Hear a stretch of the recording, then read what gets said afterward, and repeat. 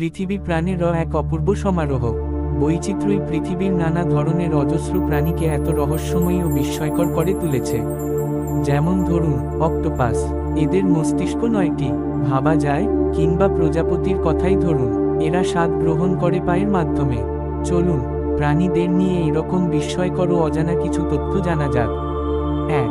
বাঘের গর্জন শোনা যায় 2 মাইল দূর থেকেও। বাংলাদেশের জাতীয় পশু রয়্যাল বেঙ্গল টাইগার, সুন্দরবনের রাজা। শুধু নামেই রাজকীয় নয়, এর চলাফেরা ও ভাবভঙ্গিতেও রয়েছে রাজকীয় আভিজাত্য। সুন্দরবনের রাজা যখন গর্জন করে, তখন কেঁপে ওঠে সমস্ত বন। এর গর্জন শোনা যায় প্রায় 2 মাইল দূর থেকেও। অন্য বাঘকে নিজের এলাকা জানান দিতে এভাবে জোরে গর্জন করে বাঘ। কিন্তু কিভাবে সুন্দরবনের এই রাজা এত জোরে গর্জন করে? এই প্রশ্নের উত্তর রয়েছে বাঘের ভোকাল কর্ড বা স্বরতন্ত্রীতে।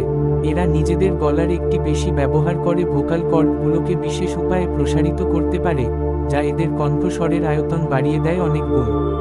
ফলে এই গর্জনের শব্দ তরঙ্গ বায়ুতে কম্পন তৈরি করে, ছড়িয়ে পড়ে দূর দূরান্তে। সুন্দরবনের রয়্যাল বেঙ্গল টাইগার পৃথিবীর দ্বিতীয় বৃহত্তম বাঘের উপপ্রজাতি। এদের ওজন 306 কেজি বা 675 পাউন্ড পর্যন্ত হতে পারে। 2. নেকড়েরা না খেয়ে 1 সপ্তাহের বেশি বাঁচতে পারে। নেকড়ের হাড় হিম করা ডাকের কথা হয়তো অনেকেই শুনেছেন। এ ধরনের ডাক বহুদূর পাহাড়ে প্রতিধ্বনিত হয়, ছড়িয়ে পড়ে দিকে দিকে। নেকড়েরা মূলত পরস্পরের সঙ্গে যোগাযোগের জন্য এরকম করে। একটি নেকড়ে ডাকলে বাকিরাও সাড়া দেয় প্রায় সঙ্গে সঙ্গেই। পাহাড়ের পাদদেশে অবস্থিত বিভিন্ন গুহার গর্তে বসবাস করে এরা। এই নেকড়েদের একটি বিশেষ ক্ষমতা রয়েছে, এরা না খেয়ে বেঁচে থাকতে পারে 1 সপ্তাহেরও বেশি। নেকড়েদের বিপাক হার অন্যান্য প্রাণীর তুলনায় অনেক বেশি। এর মানে এরা খাবার থেকে দ্রুত শক্তি উৎপাদন করতে পারে, দীর্ঘ সময় টিকে থাকতে পারে না খেয়ে।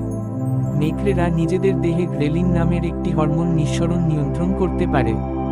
গ্রেলিন এক ধরনের ক্ষুধা নিয়ন্ত্রণকারী হরমোন। এছাড়াও নেকড়েরা শরীরে প্রচুর পরিমাণে চর্বি জমা করে।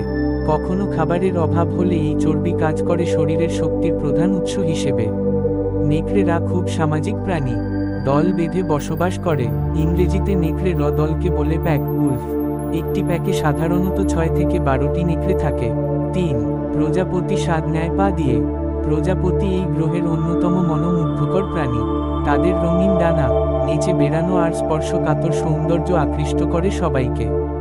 ডিম থেকে শুঁয়োপোকা, তারপর পিউপা হয়ে প্রাপ্ত বয়স্ক প্রজাপতিতে রূপান্তর, এই বিরাট পরিবর্তন মাত্র কয়েকদিনের মধ্যে ঘটে প্রজাপতির জীবনে।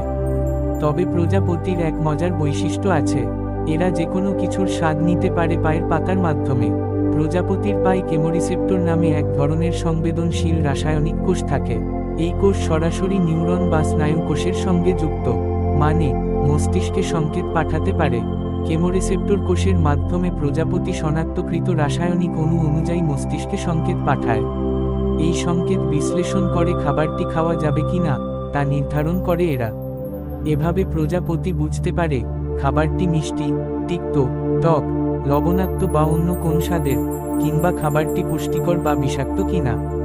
অর্থাৎ বলা যেতে পারে প্রজাপতির পায়ের কেমোরিসেপ্টর কোষগুলো কাজ করে অন্যান্য প্রাণীর জিহ্বার মতো। 4. বিশ্বের বৃহত্তম স্থলজ প্রাণী আফ্রিকান হাতি। বিশ্বের বৃহত্তম স্থলজ স্তন্যপায়ী প্রাণী হাতি প্রোবসিডিয়ান বর্গের সদস্য। দক্ষিণ পূর্ব এশিয়া ও আফ্রিকার বিভিন্ন অঞ্চলে দেখা যায়। সাধারণত 2 ধরনের হাতি দেখা যায়, এশিয়ান ও আফ্রিকান হাতি। বর্তমানে বেশিরভাগ হাতির অস্তিত্ব রয়েছে আফ্রিকা অঞ্চলে। আফ্রিকান বুশ হাতি ও বন হাতি আকার আয়তনের দিক থেকে বিশাল। একটি পূর্ণবয়স্ক পুরুষ আফ্রিকান হাতির উচ্চতা 10.5 থেকে 13 ফুট পর্যন্ত হতে পারে। সাধারণত আফ্রিকান হাতির ওজন 4700 থেকে 6048 কেজির মতো হয়। আফ্রিকান হাতি দিনে 300 পাউন্ড পর্যন্ত খাবার খেতে পারে। এখন পর্যন্ত সর্বোচ্চ ওজনের জন্য রেকর্ড করা আফ্রিকান হাতিটি ছিল একটি বুশ হাতি। এর ওজন ছিল 10,000 কেজি আর উচ্চতা ছিল 13.8 ফুট। মাথার দুপাশের 2টি বিশাল কান দিয়ে হাতি নিজের বিশাল দেহ ঠান্ডা করে। হাতির সুরে 40,000-এরও বেশি পেশি থাকে। এই পেশিগুলোর সাহায্যে হাতি সুর দিয়ে কোনো ভারী বস্তু তোলা, খাবার মুখে পুরে খাওয়া, বাচ্চা শাবকের যত্ন নেওয়া, গন্ধ শুঁকতে পারা ছাড়াও আরও অনেক রকম কাজ করতে পারে। আফ্রিকান হাতির গড় আয়ু 60 থেকে 70 বছর, তবে কিছু কিছু হাতি 80 বছর পর্যন্তও বাঁচতে পারে। সবচেয়ে অবাক করা বিষয় হলো হাতির মস্তিষ্ক। এরা সহজে কিছু ভোলে না। 5. মেরু ভাল্লুক সাদা নয়, বরফের রাজা খ্যাত মেরু ভাল্লুক। এরা আসলে বরফের মতোই সাদা, এই ধারণা গেঁথে আছে আমাদের মনে। কিন্তু বাস্তবতা কি তাই? আর্কটিক অঞ্চলের প্রাণী বিশেষজ্ঞদের মতে মেরু ভাল্লুক কিংবা ভাল্লুকরা আসলে সাদা চামড়ার নয়।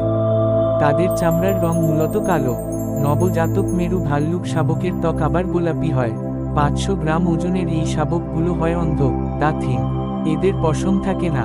3 থেকে 4 মাস বয়সে শাবকের গোলাপি ত্বক কালো হয়ে যায়। তাদের ঘন পশমের নিচে কালো ত্বক স্পষ্ট দেখা যায়। স্বচ্ছ পাতলা লোম সূর্যের আলো প্রতিফলিত করে, যা আমাদের চোখে মেরু ভাল্লুককে সাদা দেখায়। মেরু ভালুকের কালো চামড়া থাকার বেশ কিছু কারণ আছে। বেশিরভাগই সূর্যের সঙ্গে সম্পর্কিত। তাদের লোম স্বচ্ছ হলেও গাঢ় রং সূর্যের তাপ শোষণ করে। ঠান্ডা আর্কটিক পরিবেশে মেরু ভাল্লুকদের উষ্ণ রাখতে সাহায্য করে। এছাড়াও কালো ত্বক সূর্যের ক্ষতিকর অতি বেগুনি রশ্মি থেকে রক্ষা করে মেরু ভাল্লুকদের।